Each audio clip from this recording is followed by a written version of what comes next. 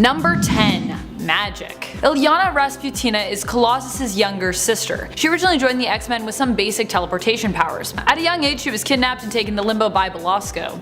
She also got some sweet magical training. Belasco put part of her soul in a bloodstone and told her that he loved her while she was 6 years old. Yeah, it's creepy. Creepy. And while she was in there, she was also beaten, and it wasn't until her rescue by Shadow and Cat, and later her continued training under Belasco, that granted her the power to overtake her kidnapper and become the Queen of Limbo, and eventually leave this reality she was trapped in. Upon her return to the X-Men, she was souped on magic, had her teleportation powers, and was also armed with her weapon, Soul Sword. She kind of gave me some Leona vibes from League of Legends, which just adds to her powerful presence in my mind. Number 9.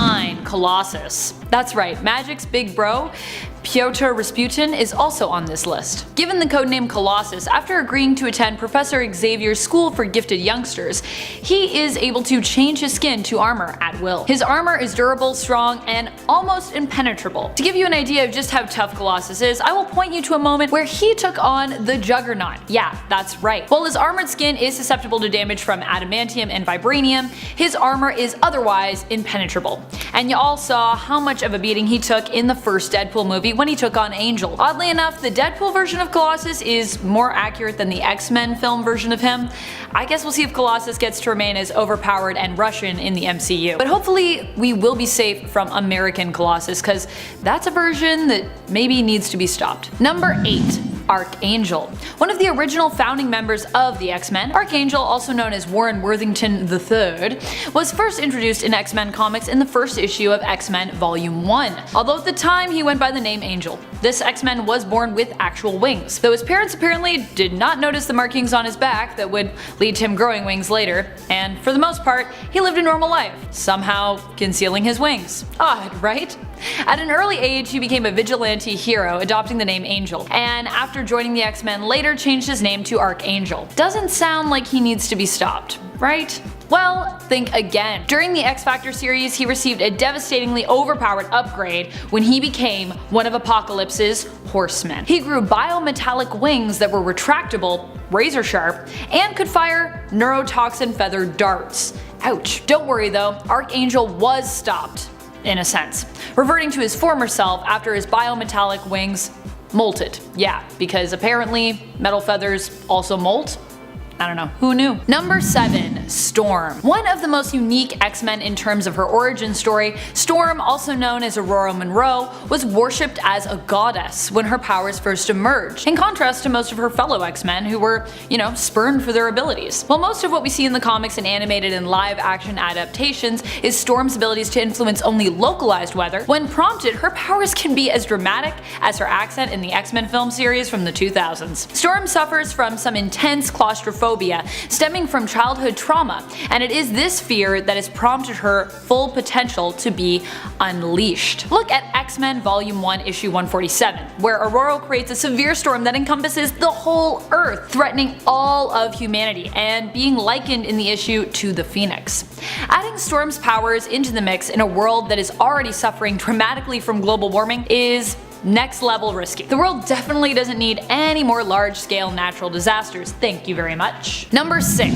Cyclops. Often the leader of the X-Men team, Cyclops made this list less for his abilities and more for his sometimes questionable behavior and choices. He has some of the weirdest powers for someone who is an original member of the team. The ability to basically fire laser beams from his eyes. This power is so intense that it actually requires Cyclops, aka Scott Summers, to wear a visor in order to control his powers. Granted, apparently his eyelids are also strong enough to stop the lasers completely, which is weird, but hey, mutants, superheroes, comics.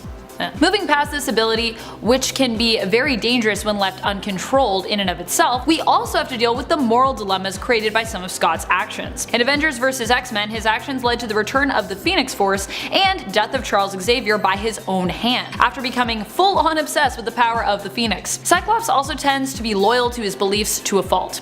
In House of X, when steered towards Magneto's philosophies, we see him turn borderline villain, trying to forcefully separate mutant children from their non-mutant parents in an effort to protect them.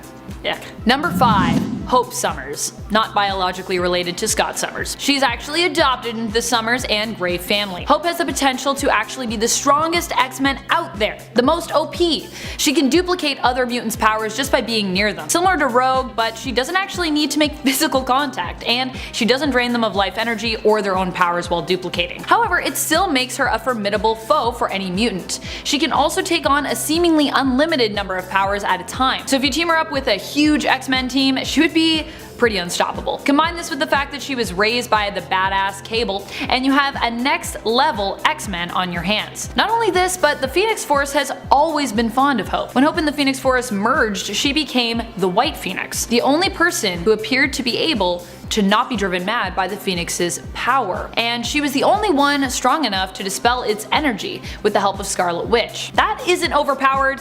I don't know what is. Number 4.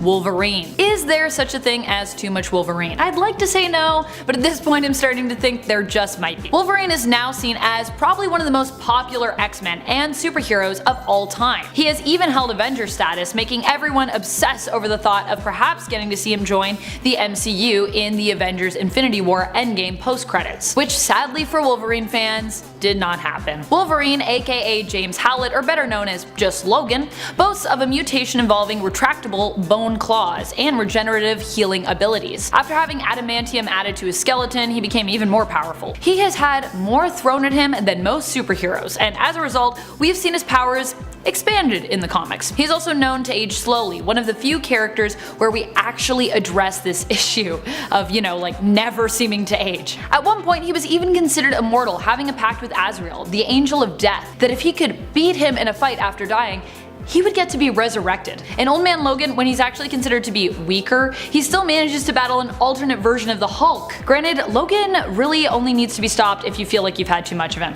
Have you? Number 3. Rogue. With her power-stealing and life-draining abilities, Rogue, aka Anna Marie LeBeau, is one of the most insanely overpowered X-Men around. Considering she has also played the villain before, she might also be one to consider, putting a stop sign in front of. Like hold up. Before joining the X-Men, Rogue was a runaway who was taken in by Mystique and the Brotherhood of Mutants. She almost killed Miss Marvel, now known as Captain Marvel, by touching her. Rogue was used to temporarily taking mutants' powers and weakening them, but in Miss Marvel's case, she held on a little bit too long, stealing Carol Danvers' powers in a more permanent sense and leaving her in a coma. Rogue also accidentally absorbs her psyche without intending to. Her level of powers and lack of control are the most concerning. Though of course, in the X-Men Legacy series, Rogue gains full control of her abilities after Danger and Professor X were able to figure out how her abilities work and alter her mind to help her gain control, allowing her to kiss Gambit. I love those two together. Number 2. Professor X. What's more terrifying than a mutant who can read your mind and the minds of everyone else on the planet all at once at any distance? One who can also influence your mind, possibly without you knowing. Hence why Professor Charles Xavier makes number 2 on the list. Granted, Professor X usually uses his abilities for good, but as we see in the film Logan, even the best intentions may not protect those you love from the darker sides of one's powers. In Logan, we see an aged Professor X masterfully played by the only Professor X in my mind, Sir Patrick Stewart. This version of Charles is suffering from a degenerative brain disease that affects his memories, causes seizures, and causes him to lose control of his powers as well. And we learn that the worst has happened. He has supposedly, accidentally, used his powers to kill members of the X-Men and hurt countless numbers of people as well. Yikes. Poor Patrick Stewart. Number 1. Jean Grey. The only person unchained who could be scarier than Professor X Unchained would be Jean Grey, especially when under the influence of the Phoenix Force. You may be thinking at this point that the Phoenix Force is the real star of this list, and hey, you may be right. I definitely have a Phoenix obsession of my own. However, the fact remains that what the Phoenix Force really gives you is access to your full potential. And this is terrifying with Jean because her full potential is insane. Granted, originally in the comics, Phoenix was a separate entity that existed while Jean was chilling and healing in a cocoon under the ocean, but in the films and animated series, Phoenix has been presented as a melding of minds, which is also how it has been explained in later comics like with the Phoenix Five. Jean is one of the strongest X-Men ever, a stronger telepath than Charles Xavier. While her influence over a mind may not be as finessed or as subtle as his, she could definitely control your mind in a similar way. The only difference is you would probably know she was doing it as opposed to maybe thinking the actions were of your own volition. While both of these scenarios are equally terrifying, the idea of knowing you have no control over your actions while trying to fight back and losing is, in my mind, even more terrifying. In at number 10, M. Monet St. Croix was born in Sarajevo, Bosnia, and was the second daughter of a very wealthy French aristocrat. She grew up as a typical spoiled rich girl until a series of extremely unfortunate events took hold of her.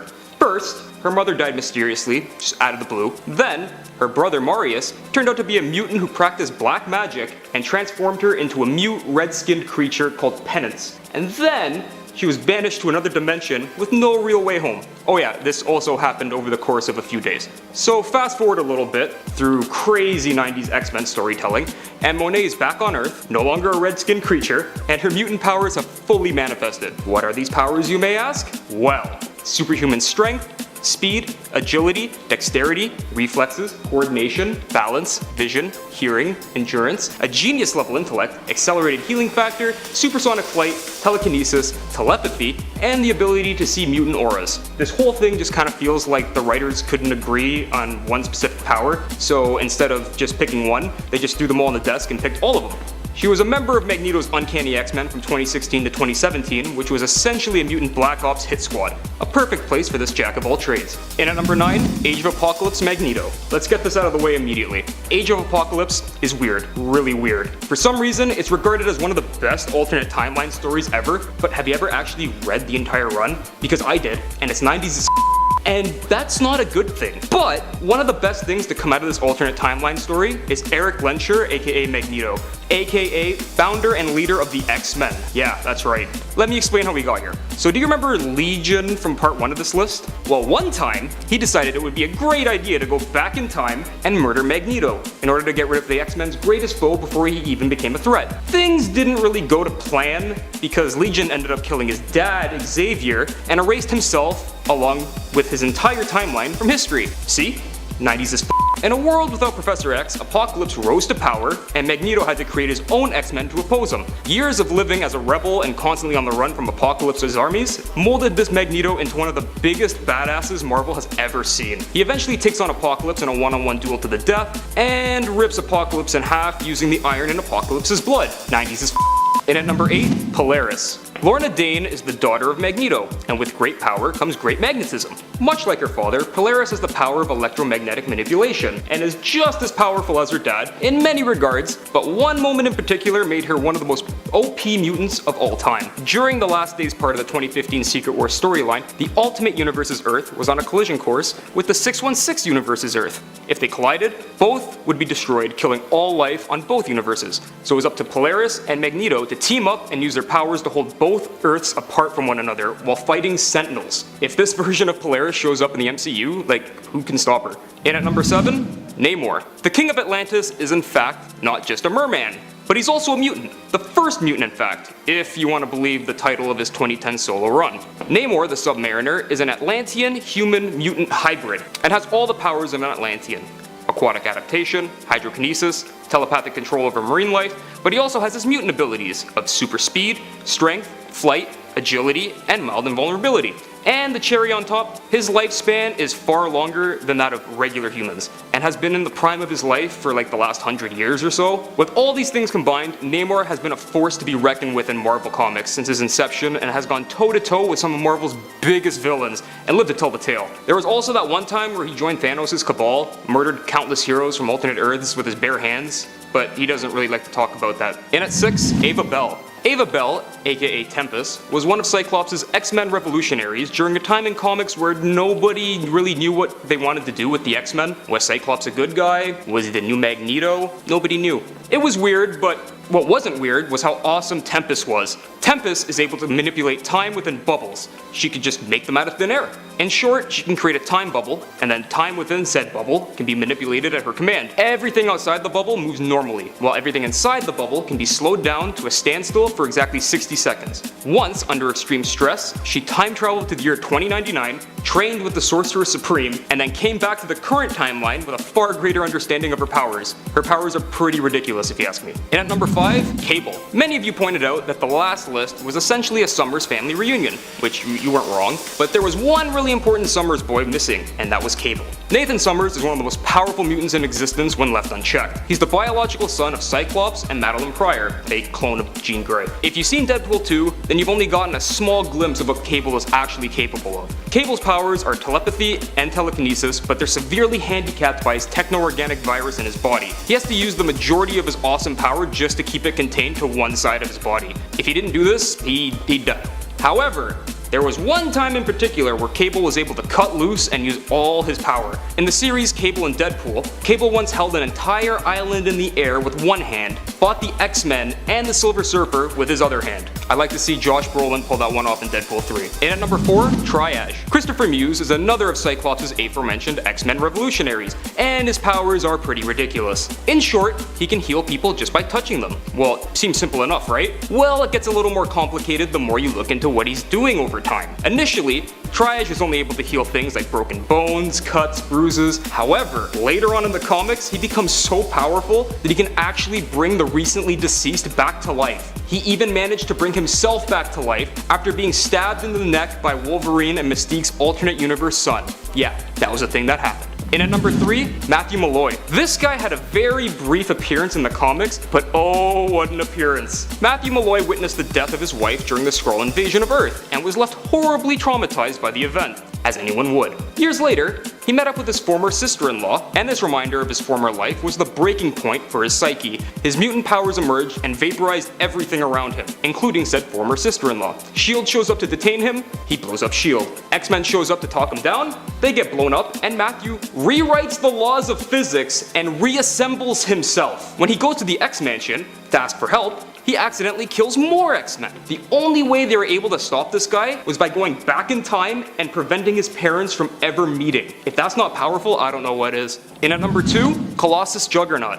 Okay, I know what you're thinking. How can Colossus Juggernaut be higher on this list than Matthew Malloy, a man who can literally bend space and time to his will? Well, in short, it's my list, and I want to talk about Colossus Juggernaut at number 2. Let me know down in the comments if you've ever used your own great power to manipulate things to your own benefit. Anyways, Peter Rasputin is a giant, metal Russian man who punches things until they stop moving. The Juggernaut is an unstoppable avatar of the interdimensional demon Sidorak, a giant mammoth of a man who cannot be stopped once he starts building momentum. What happens when you combine these two things together? You get Colossus Juggernaut, one of the coolest amalgams ever created by Marvel. Oh yeah, and he's canon. Suck it, Iron Hammer. Anyways, this guy's power level far exceeds that of 9,000, and he once fought against the previous Juggernaut, Cain Marco, after having his skull split in half. Metal. And in at number 1, Old Man Phoenix. Jason Aaron's run on Thor might be the greatest Thor story ever told. If you haven't read it yet, I highly recommend you get to it ASAP. It's amazing. He covers pre-worthy Thor from mythology, lovable current-day Thor, God of Thunder, and a future version of Thor where he's become the All-Father and basically Odin with a hammer. In the old Thor universe, we follow Thor as he flies through a dying universe trying to find a way to save it. Who does he run into? Well, Wolverine, the last mutant in existence, and he's possessed by the Phoenix Force. Think about it. Logan's healing factor, upgraded by all the power of the entire Phoenix Force. He is so powerful, he was burnt into a skeleton and still kept fighting. The only reason he died was because he fused himself into Mjolnir to give his powers to Thor. Absolute unit. And at number 10, Elixir. Elixir, aka Josh Foley, first appeared in 2003 in New Mutants Volume 2, Issue 5. Funny enough, he was initially a member of an anti-mutant group called the Reavers, until his powers manifested and he's kicked out of the group, causing him to reluctantly join the Xavier Institute for Higher Learning after his parents also kick him out of his home. Speaking of his powers, Elixir is able to control the biological structure of any organic matter, which also includes his own body, as long as he is in proximity of his target. This means he can do things like heal others, restore and boost mutant powers, create treat painful and life-threatening ailments, like boils, welts, and even fatal tumors, cure the legacy virus, and even cause death. He can sense when people are sick or if there are any abnormalities in their body. He can also regenerate on a cellular level and resurrect himself, meaning he is pretty much immortal. And at number 9, Vulcan. Initially introduced in 2006 in X-Men Deadly Genesis issue 1, Vulcan, aka Gabriel Summers, is the younger brother of Cyclops and Havoc. While he's known more so for being a supervillain, the character once upon a time was part of the X-Men team. Energy is Vulcan's jam. He can psionically manipulate, transform, control, and absorb vast amounts of energy, including energy on the electromagnetic spectrum and from exotic sources, such as Cyclops' optic blasts, or even magically created energy. He can even tap into and suppress mutant energies if he'd like, and can produce light, heat, force, you name it. This also allows him to fly and survive in space. And at number 8, Kid Omega, aka Quentin Quire. Quentin Quire first appeared in New X-Men issue 134 back in 2003, joining the Xavier Institute. He quickly became one of Xavier's most favored students, with the professor attempting to help him control his powers. But Quentin takes a bit of a turn for the worse when he decides to start up the Omega Gang, a group of teenage mutants whose goal it was to exact revenge for the death of a famous mutant fashion designer. That, and he is super depressed about a girl not liking him back, and the fact that he was adopted. Dude has fragile self-esteem. Anywho, what can he do? Well, he has advanced precognitive and telepathic abilities that not only allow him to think at immense speeds, but to manipulate the minds of others, resist mind probes, and he can psychically influence a large group of people at one time. He's even created an entire universe in his mind that he calls the Construct that he can imprison people within. Minus his previous gang shenanigans, Quentin generally acts in the interest of good, having recently been featured a member of the Fresh Start iteration of the West Coast Avengers. And at 7, Magik, aka Ilyana Rasputina. Magik is the younger sister of Colossus, and first debuted in Giant Size X-Men issue 1 back in 1975. Now despite that, her character was merely a background character for the most part, and it wasn't until 8 years later that she was given a proper name in the Uncanny X-Men issue 160 in 1982, after aging 7 years in the paranormal dimension of Limbo, where she gained her mutant abilities. This includes interdimensional teleportation, magic manipulation, and the use of something called Soul Sword, which is something created by her own life force energy, a physical sword that with each use becomes more powerful. She can also manifest eldritch armor. During her time in Limbo, Magik became the sorceress supreme of that dimension, able to cast a plethora of spells using a mix of black magic and white magic, being taught the latter by an alternate universe version of Storm. She's also capable of creating powerful mind-blocking shields, keeping the likes of some of the strongest telepathic mutants out of her head, including Professor X. And at number 6, X-Man Nate Gray. Scott Summers and Jean Grey are responsible for some of the most powerful offspring in the mutant community, regardless of whether or not they actually intended to parent them. It's worth noting that Nate Gray is not Cable. Both characters are descendants of genetic material from Scott Summers and Jean Grey, but came to be in different manners, with Nate being grown in a laboratory in an alternate dimension thanks to Mr. Sinister, who used Scott and Jean's DNA to do so. Cable, on the other hand, is the son of Scott and Madeline Pryor, who is the clone of Jean Grey. Anywho, with that out of the way, let's talk about Nate. He has the ability to tap into the enormous psychic resources found in the astral plane, which allows him to manipulate matter and energy. His powers were diminished, though, by the Omega Machine. He's a character whose powers sometimes inflate and sometimes are taken away in the comics. He can also exist as living psychic energy, existing outside of his corporeal form. He was given his own solo series during Age of Apocalypse that briefly replaced Cable's series, and his series ended up running until 2001 as he was brought into the Earth 616 continuity, with it ending with his seemingly sacrificial death after struggling for years with being the most powerful person in a reality in which he did not belong. How tragic. Speaking of Scott and Jean's offspring, and at number 5, Rachel Summers.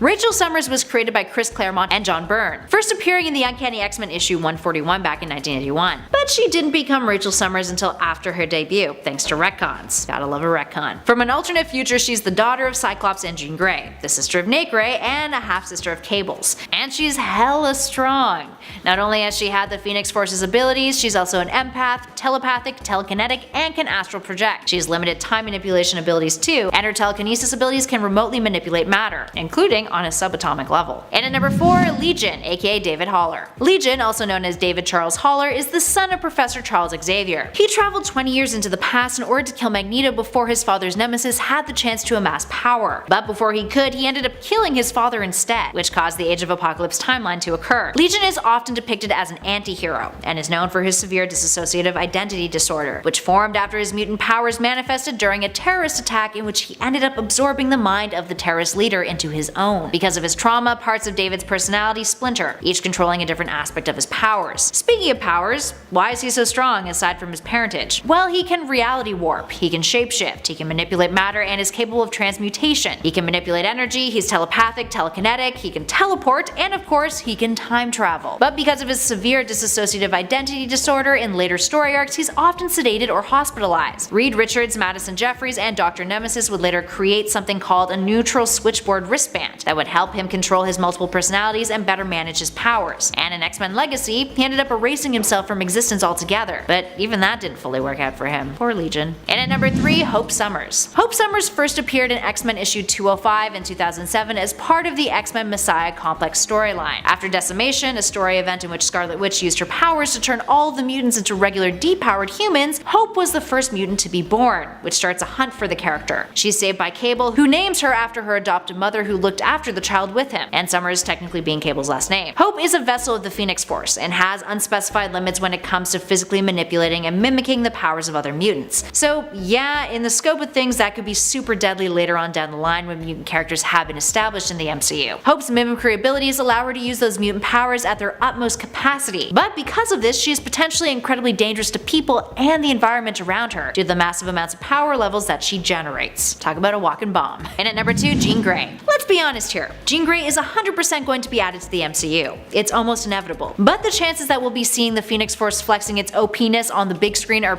pretty slim, at least for now. If anything, since the Phoenix Force is a major part of the X-Men stories, we think that if Jean does become the Phoenix, it'll be an event that's built up over time in the MCU, similar to what was done with the Infinity Gauntlet story arc. So really, Jean's Phoenix is just too strong for the MCU right now, but who knows what the future will hold. Regardless, she is OP as hell. And finally, at number 1, Franklin Richards. Franklin Richards is the son of Mr. Fantastic Reed Richards and Invisible Woman Sue Storm. And he's one incredibly powerful kid, that's for damn sure. First introduced in 1968 in Fantastic Four Annual Issue 6, Franklin is way beyond an Omega level mutant, having vast reality manipulating powers along with psionic powers. This means he can manipulate matter and energy on a cosmic scale, project energy, is capable of telekinesis, telepathy, astral projection, and precognition.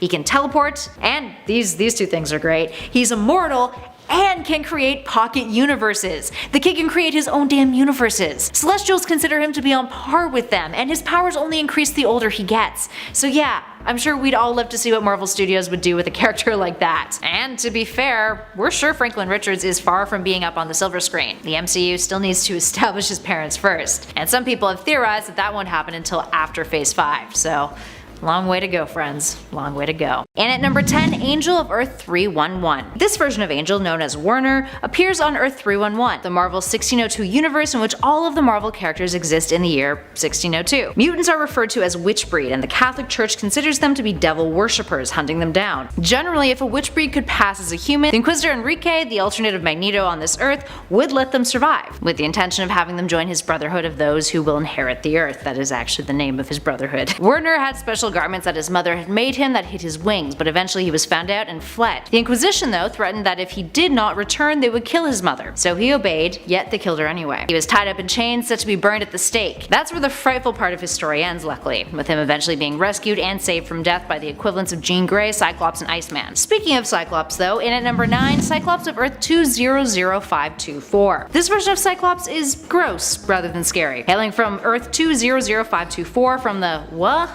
comics, this Cyclops has an eye infection, and the results ain't pretty to say the least. That's pretty much his whole shtick. The comics are parody comics. Like what, huh? But like what? They're parody comics, written in a similar vein as the What If stories, except with a much more comedic spin. Earth 200524 appears in the very first issue of Volume 1 of What Huh? And features the likes of stories titled What If the Avengers All Had Beards? What if DC let us do Batman Daredevil as a crossover? And what if Black Panther were actually white? Yeah, I think you guys probably get the vibe of what they were going for. Moving on to number 8, Robert Drake of Earth 51518. This version of Bobby Iceman Drake comes from the remnants of the Age of Apocalypse reality. Remnants which were salvaged by God Emperor Doom and made into a part of his battle world. It's referred to as the domain of Apocalypse. Now, Iceman has a gruesome reality. Appearing in Old Man Logan issue 2 back in 2015, this Iceman encountered one of Apocalypse's horsemen, Sabretooth, in the Savage Land, and then was seemingly killed by another horseman X-Men, Holocaust, who erupted into atomic fire which engulfed the land and Robert. While his teammates were dead, it was revealed that poor Bobby Drake survived, having become a form of pure moisture, which would then evaporate and reconsolidate into a rainstorm that then poured over the X-Men as they fought Apocalypse. Talk about a jarring existence. He's also a much cruder looking version of the character than we're normally used to. And at 7, Ruins Kitty Pryde. Ruins is one of the most depressing series in the Marvel multiverse. It's tragic as hell, and most of our favorite characters have suffered from terrible fates in this timeline. Ruins takes place on Earth 9591, a place in which all mutants had horrible side effects with their powers. We actually mentioned the version of Professor X on our last part. He became the US president who would then hold mutants in a Texan prison, ordering for them to be experimented on and disfigured for their own good. Kitty Pryde is one of those mutants. She's imprisoned and, in an attempt to escape, uses her phasing powers, but that does not go as planned. Instead, when she's phasing, she gets stuck halfway through a door, causing her to lose 3 feet of her intestines in the process. We never see her die on panel, but it's assumed that, losing a whole 3 out of the 20 feet of intestines that one has inside their body surely wouldn't have the greatest of side effects. There's some science facts for you. We have 20 feet of intestines inside of our bodies. And at number 6, Wolverine. Wolverine is actually a character who appears on Earth 616. He comes to be after Wolverine's soul was dragged to hell and an unnamed demon decides to take over his body. His whole mission is to ruin everything Wolverine likes in his life, including people. Wolverine starts his crusade by going after a pastor that Wolverine had just met prior, covering the pastor's body with insects and stabbing him through the chest, then going over to his church, spraying acid all over it and burning it to the ground while the congregation was inside. Yeah, dark, huh? Luckily, he doesn't get very far when he encounters X-23, who manages to defeat him. Despite that, Wolverine goes after the X-Men and almost murders Colossus. He's captured by Mystique, and a ritual is performed to bring Wolverine's soul back to his body. Once Wolverine has returned, he and Wolverine duke it out inside of his body, and eventually Jean Grey is able to force the demon out and back to hell. And at 5, Ultimates Nightcrawler. The Ultimates universe, aka Earth 1610, is filled with a whole lot of fascinating but often meaner versions of beloved Marvel characters. Nightcrawler Kurt Wagner definitely falls into that category. Kurt grew up in the Bavarian mountains but was kidnapped for the Weapon X program in his early formative years. He was forced into becoming a mutant agent for them. Once free of the program, he joined up with the X-Men and was generally well liked until, well, he turned out to be a total dick. After he befriended Colossus, the Metal Mutant came out to him telling Kurt that he was gay. Turns out the Ultimates version of Kurt is a bit of a homophobe and was disgusted by Colossus, telling him that he was dead to him. He eventually grew very lonely and then kidnapped his crush, Dazzler, who at the time was dating Angel, all as a scheme to manipulate her to love him instead. The X-Men had to go after him to rescue Dazzler, and Xavier had to put Kurt into a coma in order to rehabilitate him. And at number 4, The Fallen from Earth 1298. We've got another alternative Warren Worthington III on our list, this time from the Mutant X reality. Now on this Earth, Warren has a very different transformation into one of Apocalypse's horsemen. Rather than being Archangel, he became something referred to as the Fallen. No longer did he have his angelic wings. Instead, his skin became incredibly pale and his wings became bat-like, and he was able to breathe fire. Warren, thanks to this transformation, becomes completely conflicted, eventually giving into all of his dark urges, turning against his allies and becoming completely cruel and merciless. It even got to the point that no one trusted him anymore, friend or foe. Moving on to number 3, Charles Xavier from Earth 20329. This Xavier comes from an Earth that's referred to as the steampunk god world, in which the world is ruled by mutant gods. Which seems pretty neat, until this Charles Xavier comes along and he's totally evil and then takes mental control over all of the mutant gods. Xavier wasn't satisfied with the gods who ruled over them, so he began to manipulate Storm. He made the gods slaughter millions of innocent people and cause natural disasters like droughts, which made the people of Earth rise up and fight against them, including the version of this Earth's Magneto named Magnus. Together, Xavier and Magnus created the secret island of Utopia, a haven of science and technology for mortals. At some point he reveals the truth, freeing the gods from his control,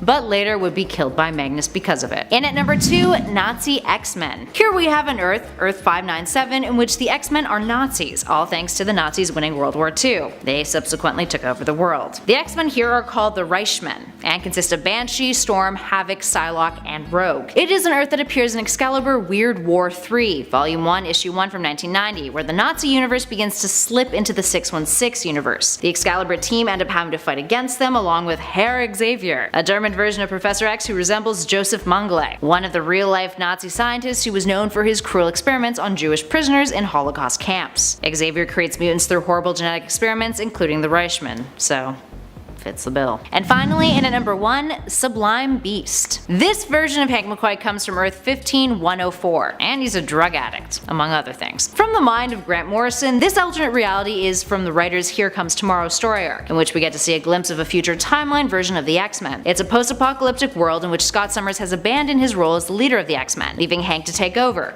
who ends up creating an army of cloned night crawlers in order to take over the world. Hank's having some major trouble keeping things together, and he became incredibly stressed out, so he starts using a drug for mutants called Kick. Being vulnerable, he becomes the new host for Sublime, and wages a war against humanity. That's where the Nightcrawler clones come in. They're called the Crawlers. And in the process, he ends up completely destroying the Xavier Institute. 150 years later, he's still at it, wanting to completely wipe out other species that were not mutants. He manages to find the Phoenix Egg, and resurrects Jean Grey, aka Phoenix, who, seeing him as Beast rather than Sublime, acts as his minion, exterminating races in his name. He takes some of her DNA and duplicates her powers for himself, which then prompts Jean to remember who she is and purge Sublime from Hank's body. And at number 10, Mutant X Storm. Mutant X Storm is a mutant vampire. She goes by the name Bloodstorm. Classic. After being captured by Dracula, who wanted her as one of his brides, Storm is turned into a vampire. She gets her revenge though, aiding the X-Men in defeating Dracula, although she felt it was only right for her to leave the team now that she was infected with vampirism. Vampirism? Vampirism. And you know, bloodlust and what have you. Kinda would be problematic if you're trying to work on a team and you just keep trying to bite your peers. Imagine that wouldn't go over well. Later on, she would cross paths with Gambit, who pleaded with her to turn him into a vampire. So she agreed and she sired him, something that he would later resent her for in the long run. Moving on to number 9, Dark Claw. Dark Claw is the amalgamation of Batman and Wolverine from the Amalgam Universe. So why is he scary and not just like totally freaking awesome? Well, just look at him. Debuting back in 1966, this character was a meta-mutant detective whose origin story is a combination between the two iconic characters' own beginnings. Logan Wayne witnessed his parents' murders as a child. When he grew up, he would join the Air Force and eventually was transferred to the Weapon X program. This is where he gains his Wolverine abilities, his adamantium-laced skeleton, and a supercharged increase in strength. Deemed a failure by those conducting the Weapon X program, he ended up going back home to New Gotham City and became Dark Claw, roaming the streets as a vigilante fighting crime. And at number 8, Storm Phoenix. Coming at you from What If Volume 2 Issue 79, this alternate version of Storm is a version that had the power of the Phoenix rather than Jean Grey. The Phoenix Force possesses her after a mission in space with the X-Men. When she comes back to Earth, she ends up creating a worldwide organization to protect the environment. Seems noble, right? But you know, she takes a little too far. Instead of it just being a regular altruistic organization, Storm openly harms those opposed to her ideals, suspending them in animation up in the Earth's atmosphere, which you gotta admit is actually kind of a funny way to, you know, be like, you to somebody. Suspend you up in the air. She ends up freezing an entire community after they violate an anti-hunting agreement. Eventually Storm Phoenix is defeated thanks to Kitty Pryde phasing into her original body. But all in all, things could have escalated to much darker territory if she hadn't been stopped when she was. Moving on to number 7, the Red Queen. This alternate version of Jean Grey hails from Earth 9575. An alternate reality that's first seen in X-Men issue 5 from 1995. This Jean has been depowered thanks to previous crimes she's committed, and it's a little unclear as to whether or not she had access to the Phoenix Force in the past. Now, having been banished from her own Earth, Earth 998, she decides to reinvent herself by pretending to be a reincarnated version of Queen Madeline Pryor, her clone. From here, she embarks on a quest to become the Queen of Britain and eventually conquer the rest of the planet, and she had a plan to do it and restore her powers by finding various different iterations of Nate Grey from across the multiverse. She would essentially lure them onto her Earth, use them, drain them of their abilities until they died, and then, you know, just grab another one and use him. Eventually she tries this trick on the 616 Nate Grey, who ends up breaking free from her powers, which results in her draining all of the life force of the other Nate Greys in an attempt to defeat the 616 Nate. But eventually Nate creates a sun around her and burns her alive. And fun fact, later on in the 616 continuity, Madeline Pryor would actually begin using the alias of Red Queen. Funny enough. She's like, I'm inspired. Moving on to number 6, Age of Apocalypse Colossus. Colossus of Earth 295 from the Age of Apocalypse Earth is not only frightening, but absolutely tragic. During the Age of Apocalypse event, he was forced out of retirement for a second time. The first was after he was so severely injured that he couldn't transform back into his human form, and was only kept together by Magneto's metal manipulation. The second time though that he came out of retirement was thanks to him needing to go on a very important mission to combat Apocalypse for Magneto. He and his wife Shadowcat led a team of mutants to save Colossus' sister, Ileana, who was the only mutant left alive with reality-traveling powers. In the process of rescuing her, he and Shadowcat abandoned their team, leaving them for dead. When he later learned that the reality that Magneto was trying to save with her powers and his plan, was one in which Illyana was dead, he went berserk, going on a rampage that caused the deaths of several mutants, including his own wife. He was eventually killed by Gambit as a last resort in trying to control the mutant. And at number 5, Brute from Mutant X. Beast has had a handful of scary alternate versions, but this one looks like he crawled right out of a creature feature. Here we have Hank McCoy of Earth 1298, the Mutant X Earth, who is known as Brute rather than Beast. Brute came to be thanks to a series of deadly experiments that he conducted on himself, that not only changed him into this aquatic-esque being, which allowed him to breathe underwater, but also reduced his intelligence down to the level of a child in kindergarten. He is later further mutated, gaining hooves for feet. While he may not have his smarts anymore, the character does have a berserker streak, which when unleashed can be fatal for anyone in his way, especially considering his mental temperament. He's a bit of a tragic character as well. He was falsely accused of the murders of Green Goblin and Ben Reilly,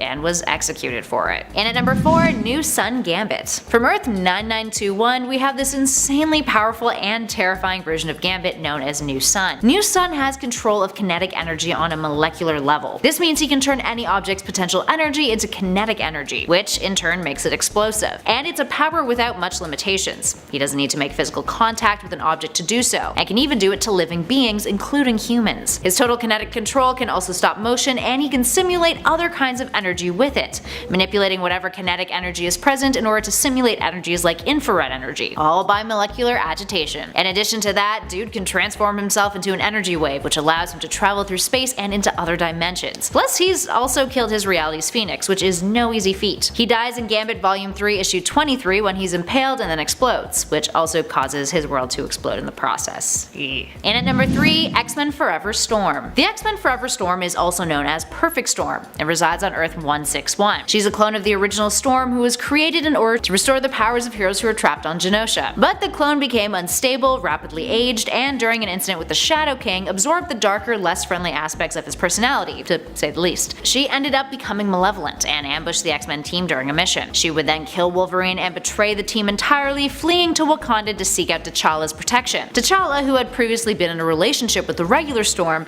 believed that she was good, and saw that she was making an effort to help the people of Wakanda, changing the weather, helping the innocent, you name it. But eventually, after the two got married, Storm betrayed him too, letting Killmonger into their quarters, who killed the rest of the royal family and T'Challa, all so she could rule Wakanda. Moving on to number 2, the Age of X Cyclops. This Cyclops hails from Earth 11326, an Earth in which anti-mutant propaganda is on the rise, and anti-mutant protests eventually lead to the decimation of mutants by the US government. As you can imagine, Cyclops did not fare well in this socio-political climate. Scott operated under the name Basilisk, and after being captured by the government, his eyelids were removed in order to prevent him from having any sort of control over his optic blasts. He was then forced to wear a mask by the prison he was kept in, and was used by Alcatraz as a mutant executioner. Kinda dark. He eventually managed to escape and managed to save some of the other mutants in the process too, but he's forever haunted by the guilt of what he was forced to do, and the lives of innocent mutants that he ended. And finally, in at number 1, The Ruins Charles Xavier. I feel like anytime Professor X has an alternate that's evil, that particular Earth suffers big time because of it. This version of Charles Xavier comes from 1995's Ruins, one of the most depressing and dark alternate reality stories in the Marvel multiverse. Taking place on Earth 9591, this Charles was elected president of the US rather than creating the X-Men. He ends up becoming corrupted and set out on a political crusade against mutants, despite having Warren Worthington III as one of his security staff, although Warren kept his mutations a secret in general. Xavier creates a prison in Texas for mutants, in which mutants are deformed, experimented on, or tortured as a means of controlling their mutations, something that he states is done for their own good. Yeah, super dark.